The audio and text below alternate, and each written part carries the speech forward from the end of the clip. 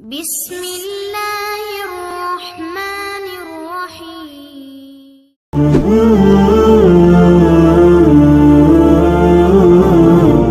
اللہ فرماتے ہیں کچھ لوگوں کا دعویٰ ہے کہ ہم اللہ اور آخرت پر ایمان رکھتے ہیں، حالانکہ وہ ایمان نہیں رکھتے، دعویٰ کرتے ہیں، نفاق کا مظاہرہ کرتے ہیں، منافقت کرتے ہیں۔ جو اللہ کو ماننے والا ہوتا ہے اس کا رنگ اور ہوتا ہے، جس کو پتہ ہوتا ہے قیامت کے دن اللہ کے حضور کھڑے ہونا ہے، اس کے اعمال یہ نہیں مانتے، کہتے ہیں ہم مانتے ہیں پر مانتے، دعویٰ ہے کہ ہم مانتے ہیں آخرت کو بھی اور اللہ کو بھی، پر نہیں مانتے۔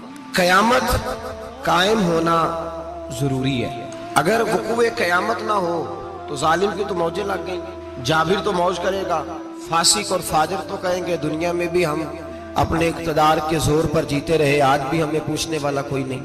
عقلاً نقلاً قیامت کا قائم ہونا ضروری ہے۔ قیامت قائم ہوگی تو مظلوم کو اس کے ظلم پر داد رسی کی جائے گی اور ظالم کو سزا ملے گی۔ ایک آدمی ساری زندگی دنیا کے اندر لوٹ مار کرتا رہا، دھوکہ فریب فراڈ کرتا رہا، اس کی راتیں شراب و کباب میں گزر گئیں، وہ مرے اور بات ختم ہو گئی، ٹھیک ہے موج کر کے چلا گیا۔ ایک آدمی ساری زندگی اس نے اللہ تبارک و تعالیٰ کی رضا کے لیے اپنی نظر کی حفاظت کی، زبان کی حفاظت کی، یہاں تک کہ دل کی بھی حفاظت کی، وہ بھی مرے تو معاملہ ختم ہو گیا۔ اس طرح تو پھر سرکش کا کچھ بنے گا ہی نہیں، نظام زندگی ساری اس کی سوچ ختم ہو کے رہ جائے گی اگر قیامت قائم نہیں ہوتی۔ قیامت کا قائم ہونا حق ہے، اس لیے قرآن مجید نے ایک جگہ پہ نہیں 20 جگہ پہ یہ بیان فرمایا ہے کہ قیامت ضرور قائم ہے، قیامت، اور وہ قائم ہو کر اپنے سارے لوازمات سمیت قائم ہوگی۔ میرے نبی پاک صلی اللہ علیہ وسلم نے فرمایا مظلوم کو حق ملے گا، ظالم کو سزا ملے گی۔ جابر اس دن اللہ کی بارگاہ میں رسوا کیے جائیں گے، جن پر جبر کرتے رہے انہیں اللہ کے حضور سے عطا کیا جائے گا۔ قیامت کا وقوع ہونا ضروری ہے، اور قیامت تو جب قائم ہوگی تب ہوگی۔ دنیا میں بھی ایسا ہوتا ہے، ظلم کا انجام ٹھیک نہیں ہوتا، جبر کا انجام، جھوٹ کی زندگی لمبی نہیں ہوتی، دھوکے فریب فراڈ ملمہ سازی، ان چیزوں کی عمریں اللہ نے تھوڑی رکھی ہے۔ وقتی طور پر ظالم کو، دھوکے باز کو، جابر کو جو مہلت ملتی ہے وہ سمجھتا ہے میری سیاست کام کر رہی ہے، وہ سمجھتا ہے میں بڑا دانا ہوں، بڑا چلاک ہوں، دیکھ لو اتنے ظلم کے، جبر کے، دھوکے کے باوجود بنا ہوا ہوں۔ حالانکہ اللہ کی طرف سے اسے مہلت ملتی ہے اور بڑا ہی مہربان ہے، مہلت اس طرح دیتا ہے کہ میرے نبی پاک علیہ السلام نے فرمایا جب میرا مسلمان نیکی کرتا ہے تو اللہ فرشتوں سے فرماتا ہے 70 گنا بڑھا کے لکھ لو اس کی نیکی، 70 گنا، اور جب گناہ کرتا ہے تو اللہ فرماتا ہے ٹھہر جاؤ ابھی لکھنا نہ، اسے ٹائم دو۔ یا اللہ کتنا؟ فرمایا 24 گھنٹے تو دو، ہو سکتا ہے توبہ کر لے، یہ اس کی مہربانی ہے۔ اب وہ جو اللہ نے مہلت دی ہے نا کہ شاید توبہ کر لے، لوگ سمجھتے ہیں میری چالاکی کی وجہ سے نظام سیٹ چل رہا ہے، میں بڑا تیز ہوں، 2 4 5 باتیں بولتا ہوں سب صحیح ہو جاتا ہے۔ لوگ اس کو اپنی دانائی سمجھ لیتے ہیں، حالانکہ وہ اللہ کی طرف سے۔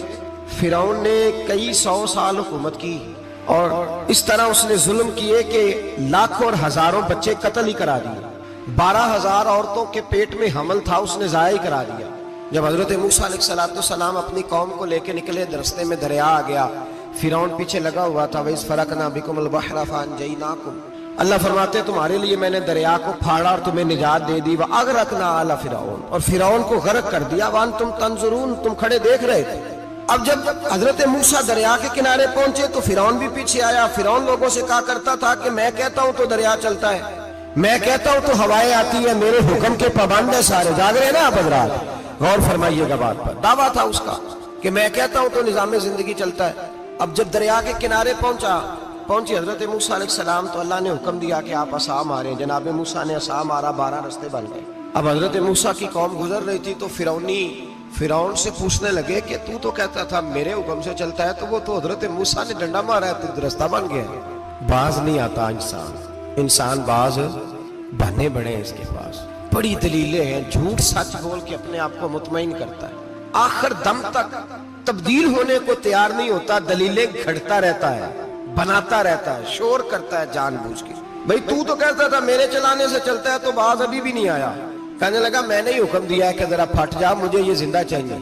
باز رسی جل گئی، بال، کہنے لگا میں نے ہی کہا ہے دریا کو کہ یہ مجھے زندہ چاہیے، میرے بھاگے ہوئے ہیں تو اس لیے پھٹا ہے، تو آؤ میرے ساتھ دریا کراس کرے۔ تو پتہ تو ان کو بھی تھا نا جتنا تو رب بنا ہوا ہے، پتہ تو تھا، سارے جانتے تھے۔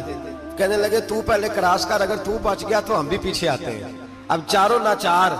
ایک روایت تو یہ ہے کہ یہ جب خدائی کا دعویٰ کرتا تھا نا تخت پہ بیٹھا ہوتا تھا تو ایک دن حضرت جبریل آئے اس کے پاس انسانی شکل میں.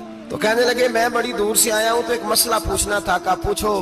کہنے لگے ایک غلام تھا کسی بادشاہ کا, تو بادشاہ نے اسے تھوڑی دیر کے لیے ایک علاقے کی سربراہی دے دی. کتنی دیر کے لیے؟ کتنی دیر کے لیے ہمیں سربراہیاں ملتی ہیں؟ کیوں جی؟ تھوڑی دیر کے لیے ملتی ہے نا. تھوڑی دیر کے لیے سربراہی دے دی ایک غلام کو. ذرا بات کو سمجھیے. حضرت جبریل پوچھتے ہیں, کہتے ہیں سربراہی مل گئی, اب وہ مالک ہی بن کے بیٹھ گیا ہے, وہ بات ہی نہیں سنتا. اس کو تھوڑی دیر کے لیے بنایا تھا, وہ تو خدائی کا دعویٰ کرنے لگا ہے. آپ بتائیں اس کا انجام کیا ہونا چاہیے؟ یہ مسئلہ پوچھنے آیا ہوں. تو فرعون کہنے لگا اس کا انجام یہ ہے کہ اسے پانی میں گوتے دے دے کے مار دے. انجام کیا ہے؟ بولیے بولیے, کیا انجام ہے؟ کیا انجام ہے جی؟ پانی میں. اللہ اکبر, اپنی سزا تجویز کر رہا ہے. اس کی سزا کہ اسے پانی میں گوتے دے دے کے مارو ظالم کو. اسے تھوڑی دیر کے لیے بنایا تھا اور وہ چھائی گیا ہے, قبضہ ہی کر گیا ہے. حضرت جبریل کہنے لگے جی آپ لکھ کے دے دیں گے؟ کہنے لگا لاؤ لکھ دیتے ہیں. لکھوا لیا. جناب جبریل رکا لے کے تشریف لے گئے. اب جب فرعون دریا میں آیا نا تو اللہ نے حکم دیا مل جا. جب دریا ملا چیخنے لگا تو حضرت جبریل آئے, کہنے لگے تیرا ہی فتویٰ ہے, یہ تیری سزا ہی ہے نا.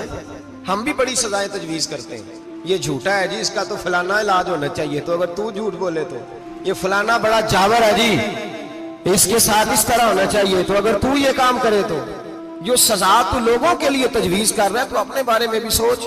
اب جب گوتے آئے نا آخری وقت دیکھا وہ فرعون جو کہتا تھا میری مرضی سے دریا چلتا ہے. علامہ صاوی نے تفسیر صاوی میں لکھا ہے تڑپ کے رونے لگا. جب یہ مزاج ہے, ایک دفعہ اوپر آتا ہے آدمی جب دریا میں جاتا ہے, اوپر آیا تو چیخنے او میرے حواریو خدا کا واسطہ مجھے بچاؤ. کہنے لگے تو کہتا تھا میری مرضی سے چلتا ہے. بے بسی ہے, تڑپتا ہے, روتا ہے. وارث شاہ مان کری نہ وارثہ دا, رب بے وارثہ کر کے مار دائی. تڑپ رہا ہے, چلا رہا ہے, کوئی مدد کو نہیں پہنچتا. اب جب آخری گھوتا آیا تو کہنے لگا آمنا بے رب موسیٰ و ہارون, میں موسیٰ کے رب کو بھی مان گیا, ہارون کے رب کو بھی. اللہ نے فرمایا نہیں, اب تیرا ماننا قابل قبول ہے. اس وقت ماننا تھا جب تجھے مہلت دی تھی, جب تو جوان تھا. بڑھاپا آتا ہے, بیماری آتی ہے, جوان آدمی بیماری کا شکار ہوتا ہے تو کہتا ہے یا اللہ ایک دفعہ صحیح کر دے, میں ساری پڑھا کروں گا. ایک دفعہ ٹھیک کر دے, میں مسجد میں رہوں گا, میں اگلے سال اعتکاف بھی کروں گا, میں ساری تراویحیں پڑھوں گا. تو اس وقت پڑھنی تھی جب تجھے مہلت دی تھی. اس وقت پڑھنا تھا جب اللہ نے تجھے آسانی دی, زندگی دی. اگلا وقت یہ حال ایک کا نہیں ہوا. نمرود کو دیکھ لیں, حضرت ابراہیم علیہ السلام کو کہتا تھا میں رب ہوں. آپ نے فرمایا رب تو وہ ہے جو زندہ کرتا اور مارتا ہے. ایک موت کا قیدی بلایا, کہنے لگا ہاں بھائی کتنے دن رہ گئے تھے پھانسی میں؟ کہنے لگا جی پرسوں ہونی تھی. کہا جا تجھے آزاد کیا, لو میں بھی زندگی دیتا ہوں. ایک بے گناہ آدمی کو پکڑ کے قتل کر دیا, کہتا میں بھی مارتا ہوں.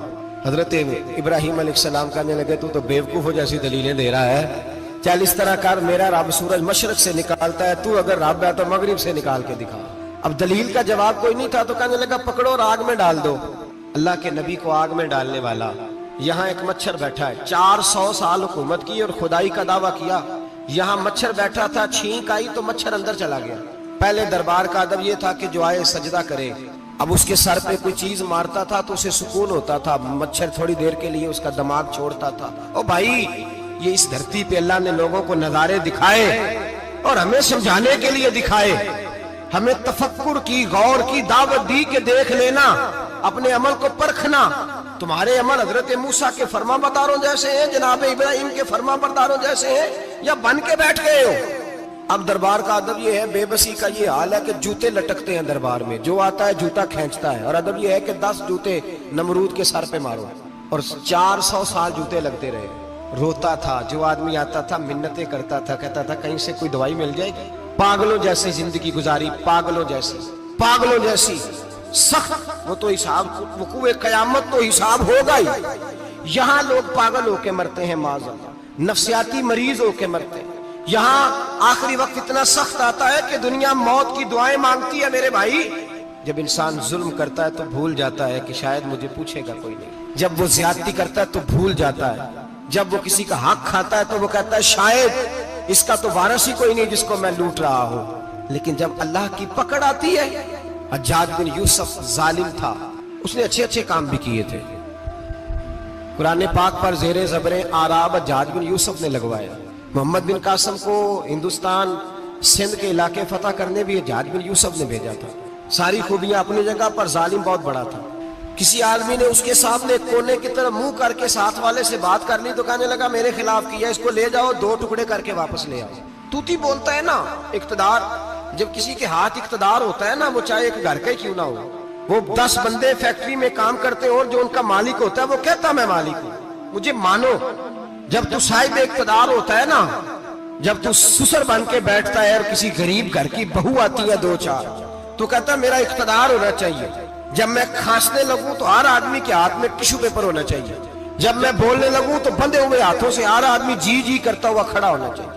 جس آدمی کا، اور یہ کام بہو بھی کرتی ہے کئی دفعہ، وہ بھی کہتی ہے کہ تمہیں پتہ نہیں میں کتنا لمبا چوڑا جہیز لے کے آئی ہوں. جب میں سونے کے لیے اپنے بیڈ روم میں جاؤں تو خبردار بوڑھے بابے کو اجازت نہیں کہ وہ کھانسے. اماں کو چاہیے کہ اگر اس کو بڑی سخت پیاس بھی لگی ہے تو میرے سوتے سوتے باورچی خانے میں برتن نہ کھٹکھٹائے. جو جہاں بھی جس اسٹیج پہ بھی بیٹھتا ہے وہ کہتا ہے کوئی نہیں مجھے پوچھنے والا، میں مطلق العنان ہوں. جوان بوڑھوں کا مذاق اڑاتے ہیں، سمجھتے ہیں شاید کبھی بوڑھے نہیں ہونے، مذاق اڑاتے ہیں. تندرست لوگ بیماروں کا مذاق اڑاتے ہیں، شاید کبھی بیمار نہیں ہونا. حجاج بن یوسف ظالم تھا، ظلم کرتا تھا، زیادتی کرتا تھا. حضرت سعید بن جبیر ایک تابعی بزرگ تھے، اتنے بڑے بزرگ تھے کہ ساری رات نماز پڑھتے تھے، سارا سال روزہ رکھتے تھے. ایک دن انہوں نے منبر پہ بیٹھ کے کہا کہ حجاج ظلم سے باز آ جائے ورنہ اللہ کی لاٹھی بڑی بے آواز ہے. اللہ کی لاٹھی، اس کا کیا مطلب ہوتا ہے؟ اس کا مطلب ہے جب رب کی لاٹھی چلتی ہے تو اس کی آواز، جی اس کا پہلے کوئی پیغام، وہ پہلے اعلان نہیں کرتا کہ تگڑے ہو جاؤ لاٹھی چلنے لگی ہے. لاٹھی چلتی ہے پر اس کی آواز، سمجھ آ رہی ہے میری بات کی؟ جمعۃ الوداع کے لیے تشریف لانے والے احباب خاص غور فرمائیے گا. حجاج بن یوسف کو پتا چلا کہ حضرت سعید بن جبیر نے میرے خلاف بات کی، بلا لیا. کہنے لگا تو نے میرے خلاف بات کی ہے؟ فرمانے لگے کی ہے. کہنے لگا تجھے پتا ہے میں قتل کر دوں گا؟ آپ فرمانے لگے نہ تو زندگی کا مالک ہے نہ موت کا مالک ہے، تو کیسے قتل کر؟ کہنے لگا تجھے پتا ہے میرا؟ فرمایا میں نے تجھے نہیں، میں نے تو کئی شداد، کئی حماد، کئی قارون، کئی فرعون، کئی نمرود دیکھے، کئیوں کی داستانیں سنی. تو کون ہے؟ تو چھوٹا سا ہے. ایک جملہ ہے ملا جلال الدین رومی کا، بڑے درویش تھے، ایک بات کہہ گئے. کہنے لگے نمرود جتنے پیسے نہیں، فرعون جتنی حکومت نہیں، قارون جتنی دولت نہیں، ورنہ فرمانے لگے میرے زمانے میں بھی کئی لوگوں کا خدا بننے کو دل کرتا ہے، کئی لوگوں کا دل کرتا ہے، لیکن نمرود جتنے پیسے، فرعون جتنی طاقت اور قارون جتنی دولت نہیں، ورنہ ہو سکتا ہے لوگ دعویٰ کر جائیں معاذ اللہ ثم معاذ اللہ. یہ آج سے کئی 100 سال پہلے وہ کہہ رہے ہیں، آج تو حالات بڑے ابتر ہیں، اس کی نسبت خطرناک. فرمانے لگے حضرت سعید بن جبیر تو زندگی موت کا مالک نہیں. کہنے لگا پکڑو، قتل کرو اسے، لے جاؤ. جب پکڑ کر کھینچ کر لے جا رہے تھے نا تو حضرت سعید بن جبیر مسکرانے لگے. اب ظالم کے سامنے مسکرائے تو اس کو بڑا غصہ آیا، یہ میرا مذاق اڑاتا ہے. بلا لیا، ادھر آؤ، کیوں مسکرا رہے ہو، کیا ہوا؟ تو حضرت سعید بن جبیر کہنے لگے میں مسکرا رہا ہوں تیری بیوقوفی پر اور اپنے اللہ کی دی ہوئی ڈھیل پر. میں مسکرا رہا ہوں کہ یا اللہ کیا بات ہے، کیا تیرا شان ہے، کیسے لوگوں کو ڈھیل دی ہوئی ہے. میں مسکرا رہا ہوں تیری بیوقوفی پر کہ تو سمجھتا ہے شاید مجھے پوچھنے والا کوئی نہیں.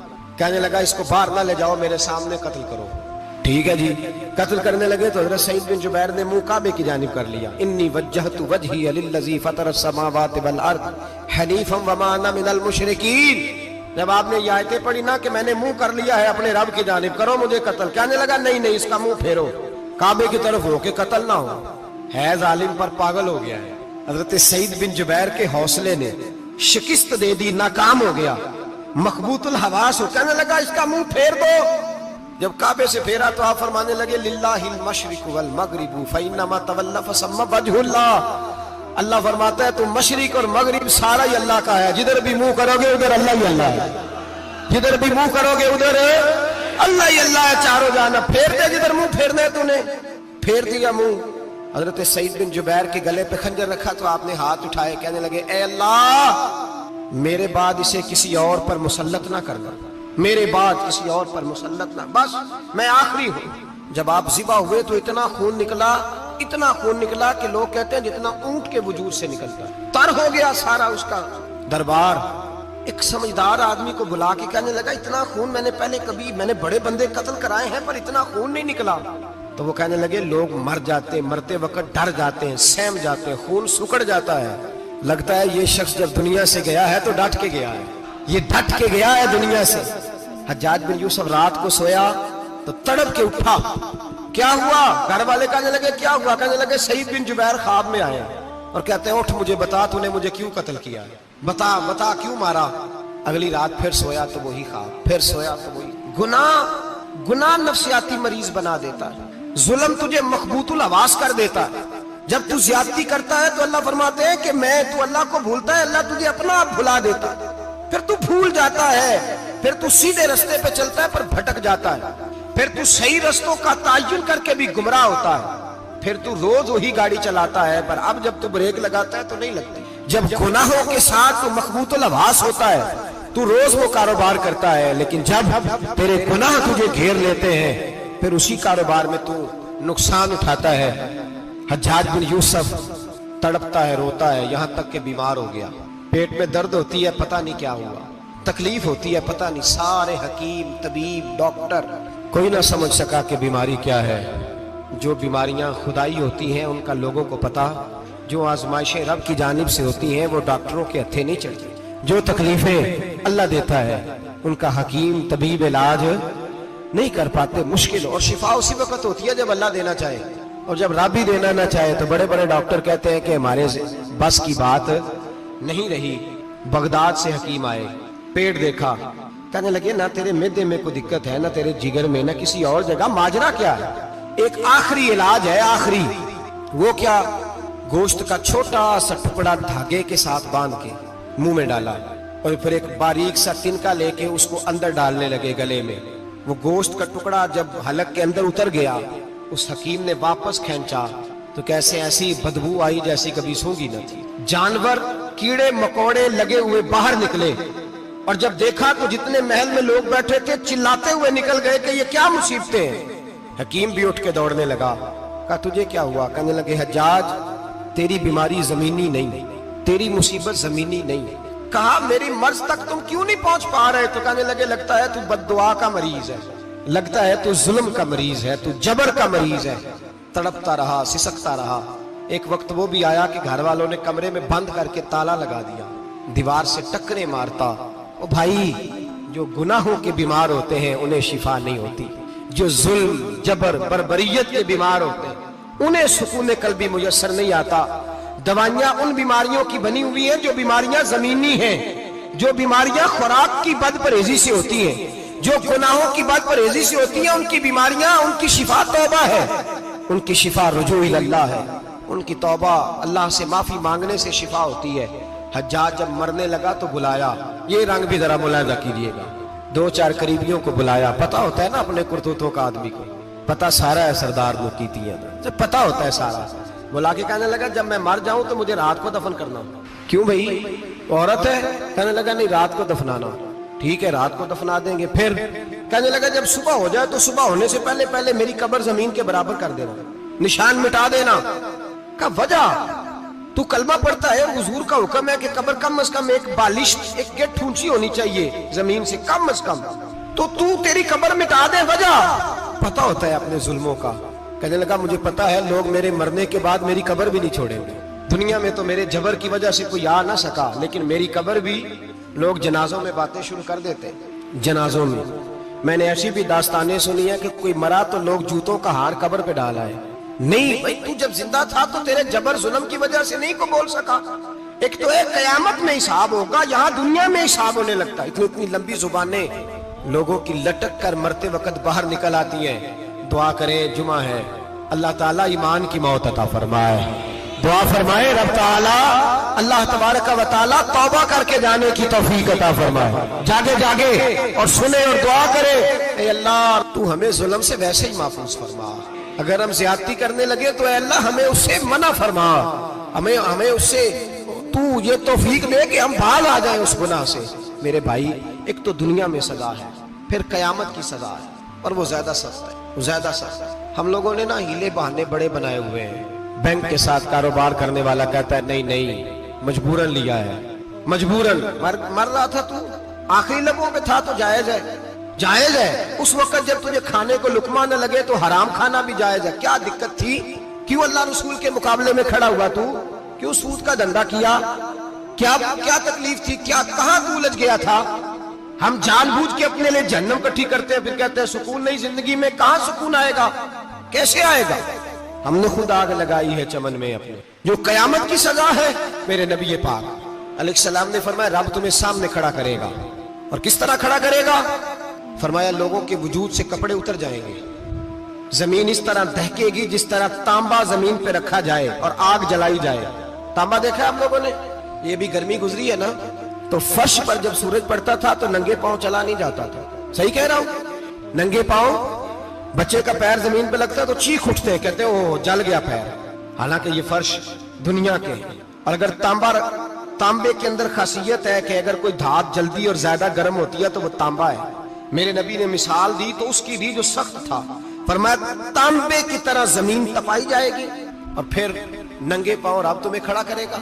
آج سورج کی پشت تمہاری جانب ہے، قیامت میں منہ تمہاری جانب ہوگا۔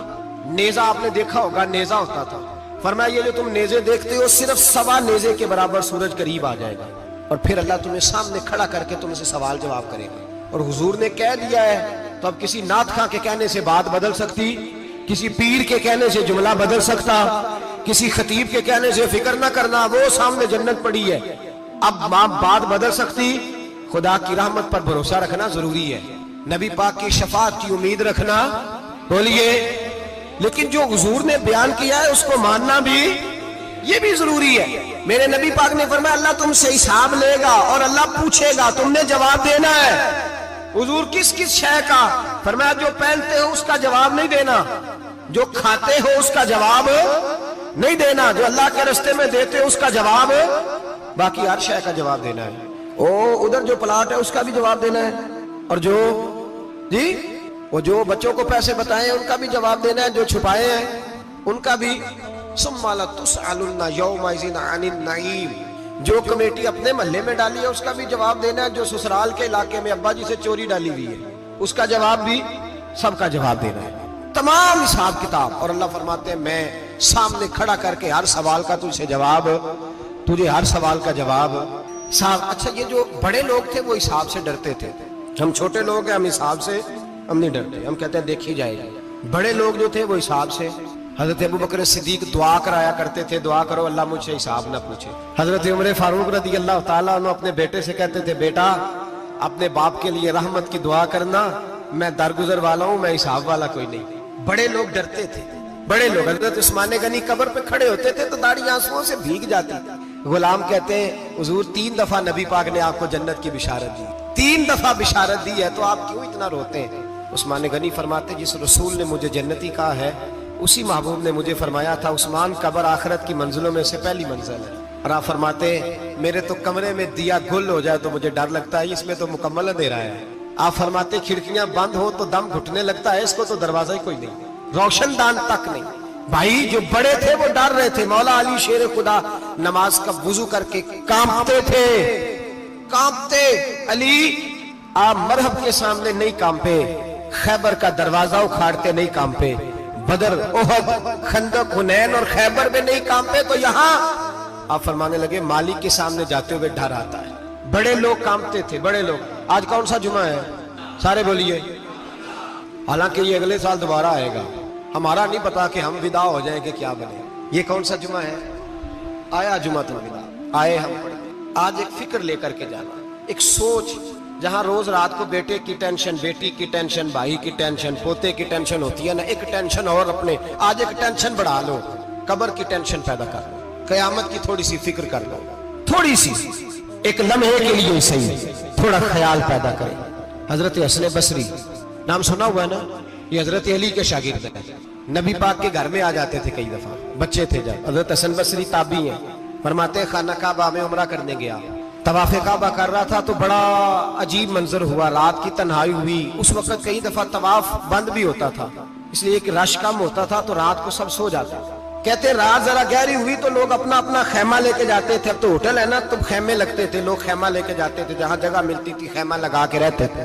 فرماتے میں رات کو سویا خیمے میں، ایک دردناک آواز آئی، میٹھی ہے دھیمی ہے پر درد بڑا ہے۔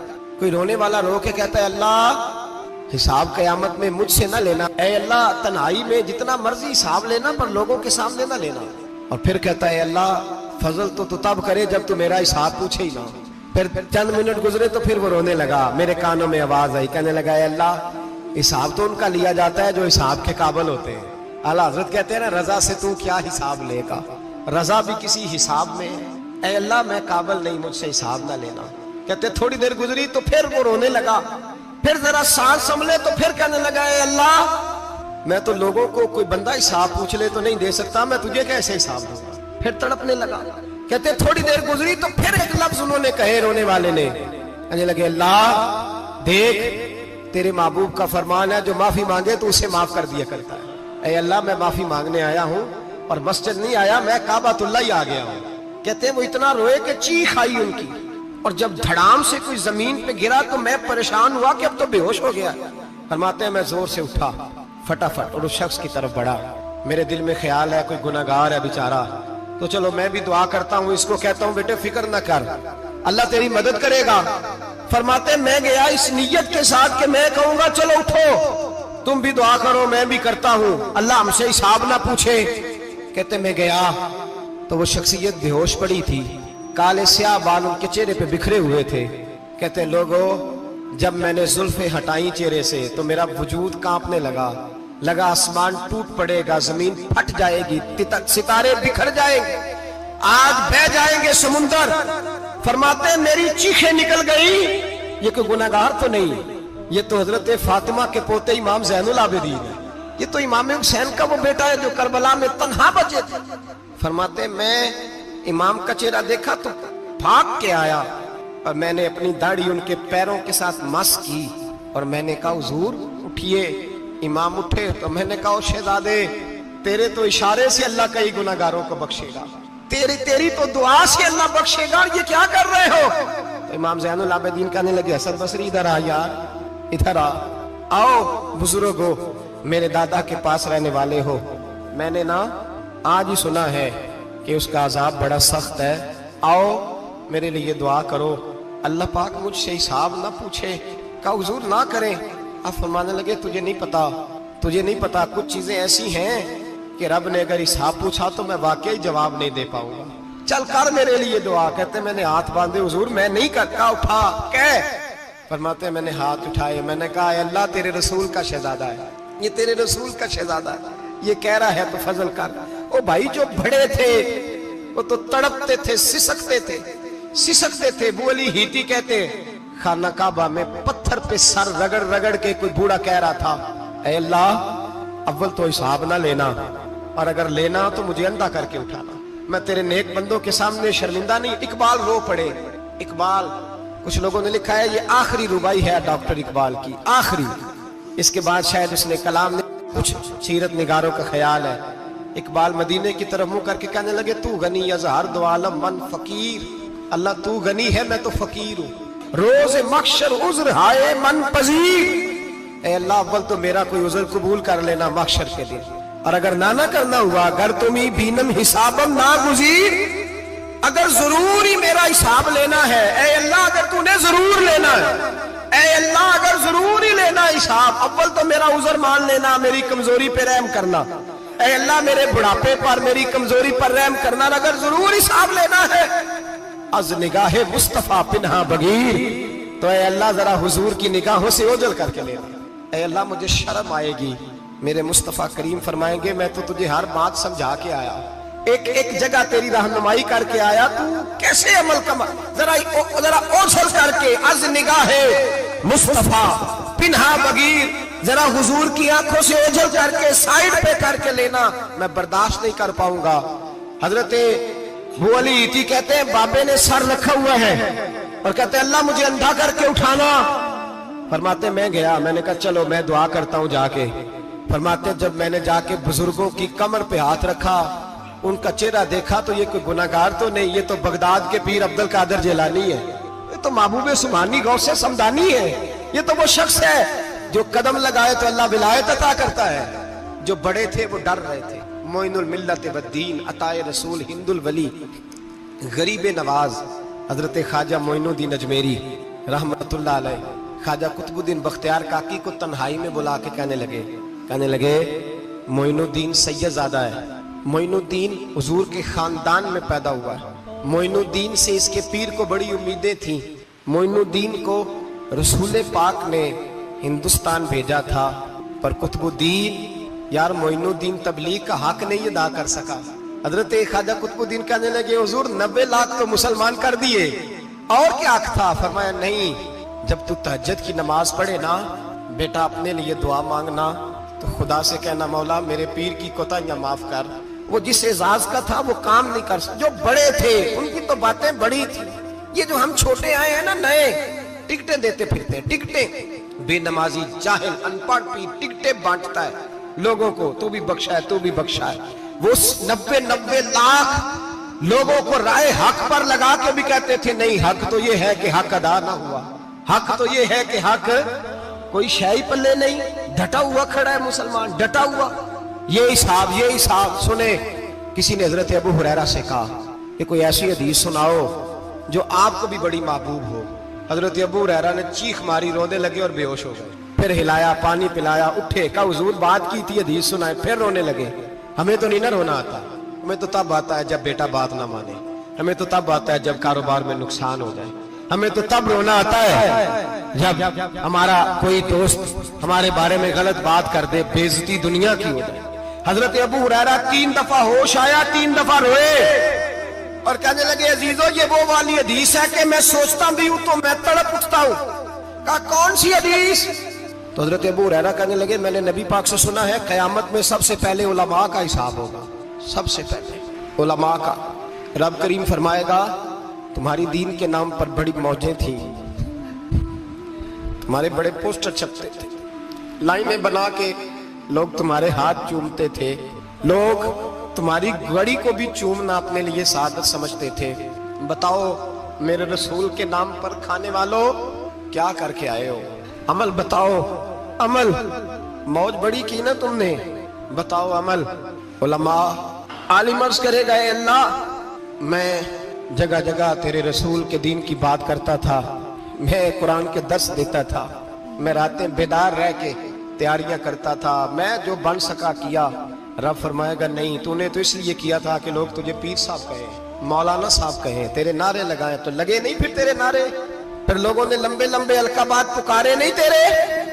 हुजूर सैयद आलम अलैहिस्सलाम फरमाते हैं पहला हिसाब उसका लेगा जो आलिम कहलाता था। रब पूछेगा तुझे ताकत दी, हिम्मत दी, बोलने की सलाहियत दी, अपने फजल से दी, बता क्या कमा के आया है। हजरत अबू हुरैरा रोते हैं, कहते हैं मैं भी तो हदीसें सुनाता हूँ, मैं भी तो आलिम हूँ, मेरे पीछे भी तो लोग भागते हैं। लोगों बताओ अगर अल्लाह ने अबू हुरैरा से पूछा तो क्या जवाब देगा?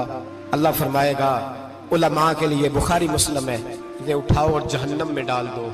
इमाम गजाली फरमाते हैं अगर किसी आलिम को सजा मिली तो सख्त सख्त आलिम को मिलेगी। दुआ फरमाए अल्लाह मेरे जैसे लोगों को हिदायत का रास्ता अता फरमाए, और जो कहते हैं समझते हैं अल्लाह उस पर अमल की तौफीक अता फरमाए।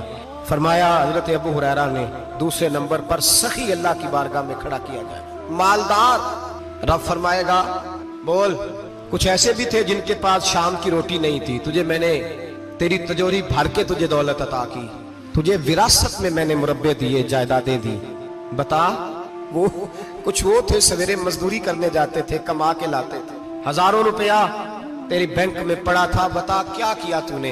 ऐ अल्लाह मैंने मस्जिद में दिए, मदरसे में दिए, 30 दिन अफ्तारियां पकाता रहा। अल्लाह फरमाएगा तू झूठ बोलता है, तू सारा कुछ इसलिए करता था कि लोग तुझे सखी कहे। हाँ हाँ तेरा ऐलान हुआ मस्जिद में, लोगों ने कहा वो देखो कितने पैसे दे रहा है, इसका वो देखो नाम लिखा हुआ है अस्पताल के एक कोने में कि ये वाला ब्लॉक फलां सेठ साहब ने बनाया, ये देखो लिखा हुआ है कि ये कमरा मदरसे का इसने बनाया, तो लिख दिया गया, नारे लग गए, अब जा दौड़ जा। अल्लाह जहन्नम में फेंक देगा। फरमाया फिर शहीद खड़ा किया जाएगा। हाँ भाई तुझे ताकत दी, हिम्मत दी, बता कहां खर्च की, कहां? ए अल्लाह शहीद ही हो गया। फरमाया वो तो इसलिए हुआ था कि लोग तुझे शहीद कहे, बहादुर कहे, तेरे नाम पे रोड का नाम रखा जाए, तमगाए हुस्ने कारकर्दगी मिले, सो मिल गया। मेरे लिए बता क्या करके आया है मेरे लिए, इसे उठाओ और जहन्नम में फेंक दो। भाइयों अजाब कड़ा है, अजाब सख्त है, हिसाब सख्त है, और जो हिसाब लेने वाला है उसको मैं ना तरावी हो रही थी तो कारी साहब ने एक सूरह यासीन शुरू की, वमताजुल यौमा अय्युहल मुजरिम। अल्लाह फरमाता है क़यामत में मैं कहूँगा मुजरिम जो है ना वो सफ़ों से बाहर आ जाए, सफ़ों से बाहर आ जाए। एक हमारे फिजिक्स के टीचर होते थे तो बड़ी सख्त छड़ी मारते थे, तो जब वो कद भी बड़ा था, जलाल भी बड़ा था और उसूल बड़े अच्छे इंसान थे लेकिन सख्त थे, तो मुझे याद आता था कि जब वो सवेरे आके कहते थे जिसने काम नहीं लिखा वो बाहर निकल आए। दो किस्म की चोट लगती थी। एक तो ख्याल ये आता था कि शर्मिंदगी बड़ी होगी कि सारे स्टूडेंट बैठे हैं और 2 3 4 उनको कहा वहां मुर्गे बन जाओ, बड़ी शर्म आती थी। और फिर जब वो मारते थे तो इतना सख्त मारते थे कि कई दिन तकलीफ रहती थी, बताया नहीं जाता था। वो स्टूडेंट बताते थे कि यार इससे बचो किसी भी तरीके, और किसी का काम रह भी जाता था कहते थे इस पीरियड की ड्यूटी सबक याद करके आना है। सख्त टीचर के बारे में तेरा मेरा ये रवैया है। तो याद आ रहा था जब वो कह रहे थे ना वमताजुल यौमा अय्युहल मुजरिमून, तो मैं सफ में खड़ा था तो 2 कतरे मेरे बह गए आंसू के।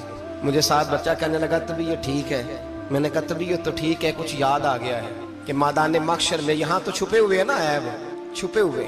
और भाई रब बड़ा करीम है, ऐबों के बावजूद नवाजता है। मेरा दावा यह है अगर हमारे ऐब खुल जाएं, लोग हमें धरती पे जीने ना दें, लोग जीने ना दें, निकाल दें, अपने भी हमें बर्दाश्त ना करें, ये तो उसका करम है। पता सारा है सरदार नु कीतियां दा, पर्दा चपाया ही तेरा भला होसी। वमताजुल यौमा अय्युहल मुजरिमून। अल्लाह फरमाएगा मुजरिम बाहर आ जाए। या अल्लाह क्या होगा जब सवाल जवाब होंगे तो रब फरमाते हैं तेरी जुबान पे मोहर लगा के बंद कर दूंगा, तेरे हाथ बोलेंगे, पैर बोलेंगे, सर बोलेगा, पेट बोलेगा। उस वक्त की फिक्र पैदा करें, टेंशन पैदा करें। वकूए क़यामत हक है। और बांध के ना लोग पैर बांध के जोर के साथ बांधते। सगा बेटा जब कब्र में दफन करता है ना तो वो भी कहता है वो कोना, ये कोना थोड़ा सा मिट्टी कम है, यहाँ भी मिट्टी डालो। पहले लोग रोजाना जाते हैं, फिर हफ्ते के बाद, फिर महीनों बीत जाते हैं। कुछ कब्रें ऐसी भी हैं जिन पे खड़े हों तो लगता है कब्रें रो रही हैं और कहती हैं जाओ मेरे घर वालों से जाके कहो कोई फेरा ही लगा जाए। तो एक दफा आए तो सही, कोई मट्टी नहीं डालता। बादशाहों की कब्रें रोती हैं, सरमायादारों की कब्रें रोती हैं, कोई जाता नहीं। इतने इतने मोटे सुराख है कब्रों में, आप अपने शहर के कब्रिस्तान फिर के देख लें, सुराख है।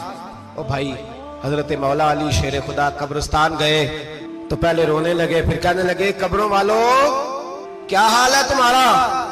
तो आप फरमाते हैं मुर्दा मुझे अंदर से बोल के कहने लगा अली कफन फट गया, हड्डियां टूट गई, माल तो दे आए थे वारसों को पर हिसाब हमें देना पड़ रहा है, तू बता पीछे क्या हालात हैं। तो हजरत अली कहने लगे तुम्हारी बीवियों ने और निकाह कर लिए, तुम्हारे दोस्तों ने नए दोस्त बना लिए, तुम्हारी औलादों ने तुम्हारे बगैर जीना सीख लिया, तुम्हारी जायदादें बट गईं, तुम्हारा पैसा तकसीम हो गया। पहले तो कोई तुम्हारा नाम लेता था, अब तो तुम्हारा जिक्र खत्म हो गया। अब तो एक दो नस्ल तक तुम्हारा जिक्र था, अब तो तुम्हें याद ही कोई नहीं करता। कहते हैं लोग यहाँ कोई रहा करता था, यहाँ कोई हुआ करता था, अब तो तुम किस्सा पारीना किस्सा माजी हो गए।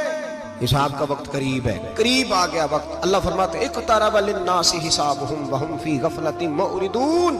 फरमाया हिसाब का वक्त करीब आ गया है तो अभी भी गाफल है। जुमातुल विदा, एक परेशानी लगाने का इरादा था, बड़ी परेशानियां पाली है, एक परेशानी और पाल लो। जिसको ये परेशानी लग जाए उसके अमल संवरने लग जाते हैं। ये परेशानी पाल लो कि अगर मुझे हिसाब देना पड़े। हजरत उमर का फरमान, आप फरमाया करते थे अपना हिसाब खुद कर लो, कबल इसके कि अल्लाह तुम्हारा हिसाब करे। खुद कर लो अपना हिसाब, खुद खाते ठीक करके रखो, चेक करके रखो। मेरी दुआ है अल्लाह पाक हमें उनमें शामिल करे जिनको वो माफ करने वाला है।